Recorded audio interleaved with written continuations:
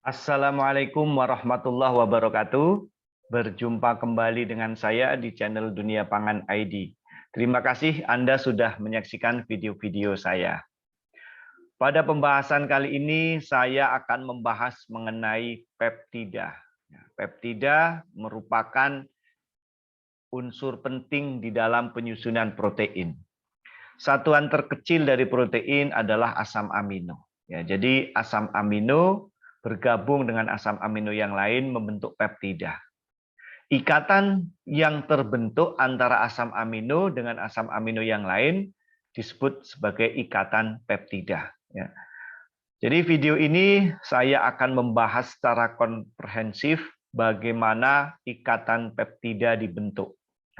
Kemudian penggolongan-penggolongan peptida yang penting di dalam aktivitas biologi manusia juga akan saya bahas secara mendalam. Oke, sebelum saya bahas mengenai peptida lebih lanjut, saya ajak kepada Anda, kepada saudara yang belum subscribe, silahkan subscribe channel ini terlebih dahulu. Oke, jadi sudah saya sebutkan tadi peptida. Ini merupakan ikatan antara asam amino dengan asam amino yang lain.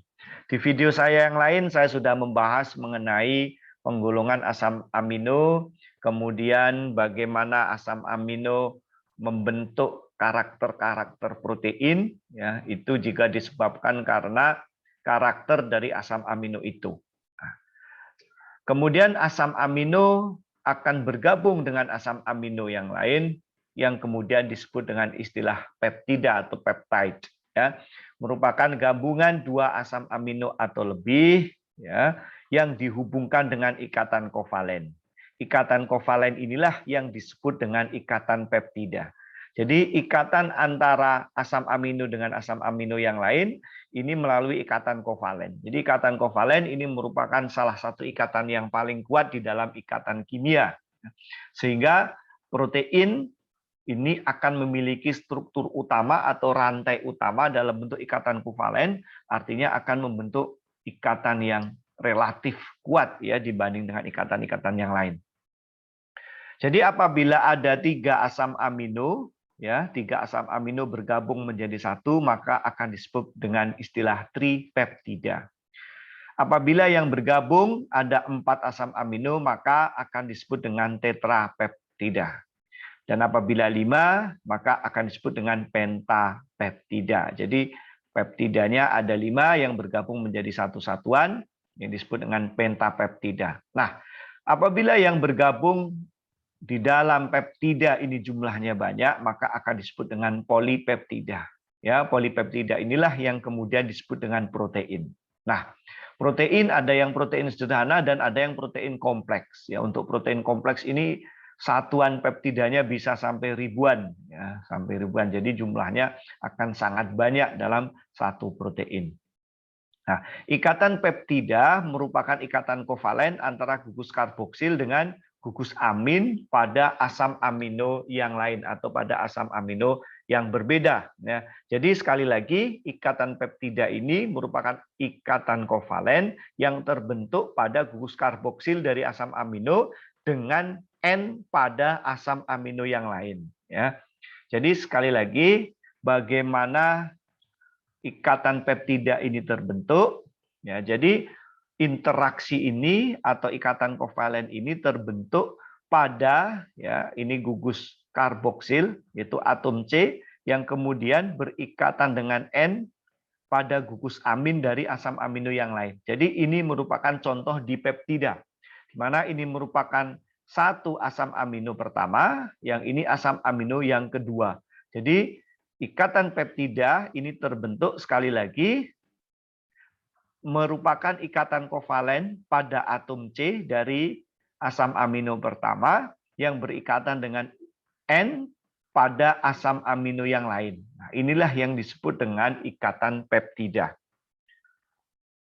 Jadi ini merupakan asam amino pertama, kemudian yang hijau ini merupakan asam amino kedua.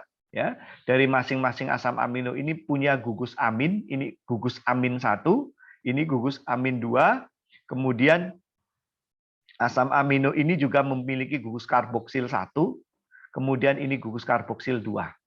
Jadi ikatan peptida ini merupakan ikatan kovalen, sekali lagi, antara gugus karboksil, yaitu atom C, yang berikatan dengan N, ya sekali lagi, yang berikatan dengan N pada gugus amin dari asam amino yang kedua, yang melepaskan H2O. Ya, sekali lagi, terjadi pelepasan H2O, ya, di mana H2O ini berasal dari ya OH, ya OH pada asam amino pertama, ini ada OH pada asam amino pertama, dan H dari amin yang kedua, ya, dan H dari amin yang kedua, ya sekali lagi, dan H dari amin yang kedua.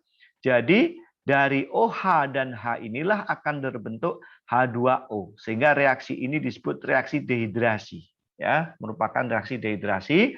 Nah, O dan H yang lepas akan berikatan dengan H yang berasal dari amin yang kedua, membentuk H2O. Kemudian ikatan yang terjadi adalah gugus karboksil, yaitu pada C. Ya, pada C berikatan dengan N pada gugus amin dari asam amino yang kedua. Sehingga hasilnya akan membentuk seperti ini. Ya, ini yang disebut dengan peptide chain. Ya, oke. Nah, kalau saudara diminta untuk ya, melihat mana yang merupakan ikatan peptida, mana yang bukan ikatan peptida. Oke, apa yang harus menjadi patokan? Yang menjadi patokan adalah ikatan rangkap yang terikat pada C. Ya, adanya ikatan rangkap yang terikat pada C, yaitu pada COO. Karena kalau kita patokannya pada C saja, karena C-nya akan ada dua, ya. C ini yang merupakan C alfa, kemudian ini C yang berasal dari karboksil, ya. Kemudian ini merupakan C alfa yang kedua, kemudian ini C dari karboksil yang kedua, berikutnya ada C alfa yang ketiga, ya. Maka dari itu yang harus diperhatikan yang menjadi kunci ikatan peptida itu kita perhatikan pada atom C rangkap yang memiliki O. Ini artinya C yang berasal dari COO. Ya, yang berikatan dengan N. Jadi yang dimaksud dengan ikatan peptida itu ada di sini posisinya, ya, bukan di sini, ya, bukan juga di sini, ya. Nah, ya, jadi yang ada di sini. Nah, inilah yang disebut dengan peptida. Nah, sehingga akan ada NH terminus, ya, atau NH ujung, dan ada karboksil ujung yang disebut dengan karboksil terminus, ya. Ini merupakan NH terminus, ini ujung NH2 dan ini ujung karboksil. Dan ini merupakan ikatan peptida yang terletak di antara C dan N, ya, C dan N, di mana C adalah COO, sehingga akan ada ikatan rangkapnya. Ya, itulah yang disebut dengan ikatan peptida, ya. Jadi akan membentuk formasi seperti ini. Kalau kita gambarkan, ini asam amino 1, asam amino 2, asam amino selanjutnya ini, ya, ini antara asam amino 1 dan asam amino yang kedua, sehingga akan bentuk dipeptida. Ya, dari gambar ini akan sangat kelihatan mana yang dimaksud dengan ikatan peptida. Tentu akan ini, ya, karena patokannya adalah COO dan N, ya. Oke, kalau misalnya ini contohnya, ini asam amino pertama dan ini asam amino kedua, maka akan menjadi seperti ini. Sekali lagi kita akan dengan mudah mendeteksi mana ikatan peptida, mana non peptida dari C karboksil ini, ya. Dari C karboksil berarti ada di sebelahnya C yang berikatan dengan N. Inilah yang disebut dengan ikatan peptida. Nah, ternyata di dalam tubuh kita ada beberapa peptida penting, ya, yang memiliki aktivitas biologis. Jadi ternyata yang memiliki aktivitas penting di dalam tubuh kita ini bukan hanya protein, ya. Ada juga peptida, artinya ini merupakan hanya sebagian kecil saja dari protein. Jadi ada asam amino, asam amino, asam amino, ya. Rata-rata protein dia memiliki berat molekul yang besar karena tersusun atas polipeptida. Nah, sementara yang ini dia memiliki berat molekul yang nggak terlalu besar karena bentuknya adalah peptida, sementara bahan ini adalah bahan fisiologis. Ya, salah satunya adalah hormon insulin dan glukagon. Ini memegang peranan penting di dalam metabolisme karbohidrat, ya. Di mana pada saat kadar gula tinggi di dalam darah, maka insulin akan dilepaskan oleh tubuh, ya, sehingga insulin akan membantu memasukkan gula dari darah ke dalam sel supaya bisa dimetabolisme, ya. Baik akan digunakan untuk energi maupun akan digunakan sebagai bahan baku pembentukan lipida de novo melalui reaksi dari reaksi asetil-CoA yang kemudian keluar dari siklus dan kemudian masuk ke dalam pembentukan lipida secara de novo. Nah, kemudian glukagon ini merupakan kebalikan, ini biasanya digunakan akan memberikan sinyal pada kondisi kadar gula di dalam darah turun, ya, sehingga akan memerintahkan sel untuk merubah glikogen menjadi energi. Nah, ini namanya glukagon. Kemudian ada juga kortikotropin, ini merupakan hormon dari kelenjar pituitary anterior yang merangsang korteks adrenal. Kemudian ada oksitosin, ini yang juga merangsang korteks utarin. Kemudian ada bradikinin, ini hormon yang menghambat pembengkakan jaringan, ya.